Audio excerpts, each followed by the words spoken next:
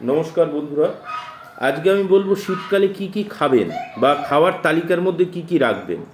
শীতকালে যদি আপনারা সকালে উঠেই একটু কাঁচা হলুদ খেতে পারেন, এটা সারা বছরই খাওয়া খুব ভালো। এক টুকরো খেলেন ঘুম থেকে ওঠার পরে দাঁত ব্রাশ ট্রাশ করে।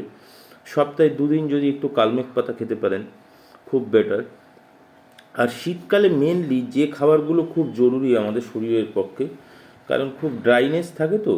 তো আমরা যে সবুজ শাকসবজি শীতের যেগুলো কারেন্ট অ্যাফেয়ার্স আছে, পালং শাক দেখুন, লাল শাক দেখুন, এই সবুজ জিনিস, ফুলকপি দেখুন। তো এই ফুলকপি যেগুলো শীতকালেই মেনলি পাওয়া যায়, এই জিনিসগুলো সবই তো আলু টালু সব নতুন ওঠে শীতকালে।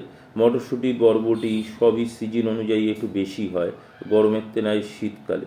তো যেসব সবজিগুলো শীতে খুব ওঠে, এই সব সবজি আপনাদের খুব বেশি পরিমাণে খেতে হবে। বেশি পরিমাণে মানে কি, খাওয়ার প্রত্যেক দিনের সাথে দেখা গেলো এই সবজিগুলো আপনি যদি খাওয়ার যে কোনো একটা আইটেমে রাখেন, যেমন শাক হলো, কোনো দিন ফুলকপি থাকলো বেশি পরিমাণে, মানে খাওয়ার ম্যাক্সিমাম অংশে দেখা যাচ্ছে শাক ফুলকপিটা আছেই। মানে এটা ছাড়া আপনার খাদ্য তালিকা তৈরি হচ্ছে না। কারণ বেশি যদি আপনি মাছ মাংস তো যেরকম খাচ্ছেন খাবেন, সঙ্গে সবজিটা আপনার শীতকালে খেতেই হবে, কারণ শীতকালে সবজির মধ্যে অনেক ভিটামিন আর মিনারেলটা থাকে। তো ভিটামিন মিনারেল শরীরের পক্ষে প্রচণ্ড গুরুত্বপূর্ণ, এটা সবাই জানি। এবার গরমকালে তো সমস্ত সবজিগুলো শীতের মতো অত মানে একবারে কারেন্ট অ্যাফেয়ার্স নতুন উঠছে জমি থেকে টাটকা সবজি পাওয়া যায় না। তো শীতকালে সিজন অনুযায়ী তৈরি হয়েছে বলে এই সিজন সবজিগুলো এই শীতের পক্ষে উপকারী।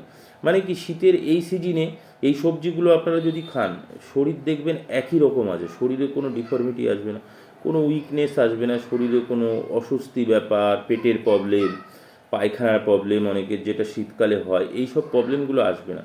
তো খাবারের তালিকার মধ্যে আপনাকে যেমন মটরশুঁটি আছে, সবুজ মটরশুঁটি, এবার সবুজ এই মটরশুঁটিগুলো কিন্তু খুব উপকার। আর বিনস তো সারা বছরই কম বেশি পাওয়া যায়। এবার সিজনে, এই শীতকালের সিজনেও পাওয়া যায়, কিন্তু বিনস সারা বছর আমরা খেতে পারি, কিন্তু ফুলকপি সারা বছর আপনি পাবেন না। কিছু কিছু জিনিস মটরশুঁটি সারা বছর আপনি পাবেন না। তারপরে গাজর, গাজর সারা বছর অল্প বিস্তর পাওয়া যায়, কিন্তু এই সিজনের গাজরের মধ্যে একটা আলাদা মিষ্টতা থাকে। তো এই সিজন সবজি, সিজন ফল, যে সিজনে যে ফল তৈরি হয়, যে সিজনে যে ফলের চাষ বেশি হয়, সেই সব খাবারগুলো যদি আমরা খাই, তাহলে কিন্তু আমাদের শরীর খুব হেলদি থাকবে। আর ভিটামিন মিনারেল সমৃদ্ধ থাকবে। প্রোটিন তো আমরা খেয়েই থাকি, মাছ মাংসের মধ্যে প্রোটিন থাকে। ভিটামিন মিনারেল প্রোটিন এগুলোই সবগুলোরই আমাদের শরীরে দরকার। এবার তার মানে এই নয় যে আমি প্রোটিন খাবোই না, শুধু শাকসবজি খাবো, তাহলে আবার প্রোটিনের কমই হয়ে যাবে। তো আপনার চেষ্টা করতে হবে সব মিলেমিশে। আর শীতের ব্যাপারটা, শীতের এই ড্রাইনেসের জন্য আপনি শাকসবজিটা প্রচণ্ড প্রেফার করতে পারেন। প্রতিদিন খাদ্য তালিকার মধ্যে একটু শাকসবজি আপনি রাখতে পারেন, তাহলে কী হবে দেখবেন, শরীরে যে ড্রাইনেস ব্যাপারটা থাকবে না। তারপরে স্কিনের যে একটা রুক্ষ রুক্ষ ব্যাপার, এইগুলো থাকবে না। আর সবুজ শাকসবজি বেশি খেলে ওর মধ্যে তেলের পরিমাণ খুব সামান্য। সারা দিনে যদি একটা মানুষ 10 গ্রাম তেল খায়, 10 গ্রাম সারাদিন, এবেলা ওবেলার খাবার মিলিয়ে 10 গ্রাম তেলে, মানে 10 গ্রাম তেলে রান্না হয়, মানে 3 কিলো তেলে আপনার মাস চলে যাবে। 3 কিলো না, 10 গ্রাম হলে 10 গ্রাম, 100 গ্রাম, 300 গ্রাম, বুঝতে পেরেছেন? 10 গ্রাম যদি হয়, মানে 10 দিনে 100 গ্রাম হচ্ছে, আর 30 দিনে 300 গ্রাম, 300 গ্রাম তেলে আপনার পুরো মাস চলে যাবে। তো এরম হিসাবে যদি তেলটা আপনারা খুব খাদ্য তালিকায় কমিয়ে নিয়ে আসেন, আর সবজিগুলো আপনি যত খেতে পারেন, যেমন কন্টিনেন্টাল খায় না, একটু সিদ্ধ সিদ্ধ হয়, এই ধরনের সবজি শীতকালে যত খেতে পারবেন তত আপনার ভালো।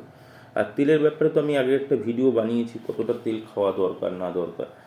আর এই সবজিটা আপনাদের প্রত্যেক দিন খাদ্যর সাথে রাখতেই হবে, তাহলে পুরো শীত আপনি দেখবেন চোখ বন্ধ করে কোনো রকম সমস্যা ছাড়াই খুব ভালোভাবে কেটে গেল। নমস্কার বন্ধুরা।